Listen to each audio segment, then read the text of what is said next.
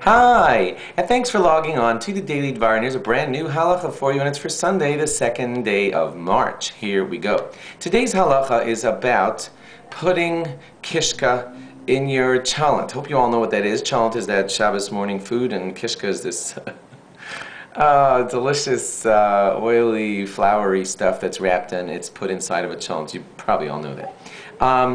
Now, there's an interesting question. There is a rule instituted by the rabbis long, long ago called hatmana, and it's something that we're not supposed to do on Shabbos. Now, hatmana, what it was in the old-fashioned times, was they didn't have, of course, the kind of ovens that we have. What they would sometimes do is fire up a food really, really hot before Shabbos, stick it in a kind of pit, and then cover it over with certain kinds of things that would hold all the heat in. And sometimes it would even increase the heat because of the way it was packed in. And the rabbis didn't want that done in certain ways, where the heat would increase during the course of how tightly it was packed in until you eat it on Shabbos morning. And we won't go into why, but they instituted that as a decree and said it shouldn't be done. So here's today's modern day question. If you have a crock pot, and inside of the crock pot you wrap up a piece of kishka and stick it into the chalent before Shabbos, are you violating the decree of not doing hatmana, of warming something inside of something else?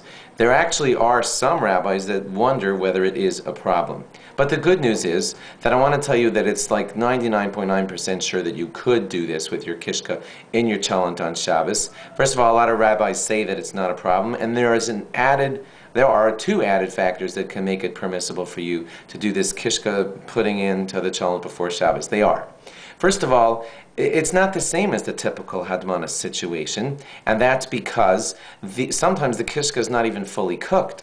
And it's going into that pot, and it's going to continue to cook on Shabbos. That's totally different than the hatmana type of situation, and the rabbis didn't even put their decree on some situation like that. Another one to consider is that the kishka inside of the chalent is not very tightly wrapped. It's not done in that style where it's insulating its heat. It's often a little punctured and a little bit loose, and some of the kishka actually leaks out for flavor into the chalent and vice versa. So it's not even done in a style of full-fledged insulation, and therefore most people are saying that it's totally okay, nothing to worry about. And while we're on this, I'll just tell you very interestingly that a lot of people now are putting their chalent inside of an insulation bag before going inside of the chalent of crock pot before Shabbos. Would that be a problem of hatmana, since your entire chalent is wrapped in some kind of insulating thing? And again, the rabbis seem to say that no, it's no problem at all, because it's quite clear that that thin plastic bag that you're putting the chalent in is not there for heat insulation. It's there so that so that your chalent pot doesn't get all dirty and crusty from the chalent. So it's not acting as insulation at all, and therefore it's not does not fall under the decree of hatmana, and you're totally fine putting your chalent in a plastic bag inside of your crock pot. Thanks for logging on. I'll log on again tomorrow for more. Bye bye.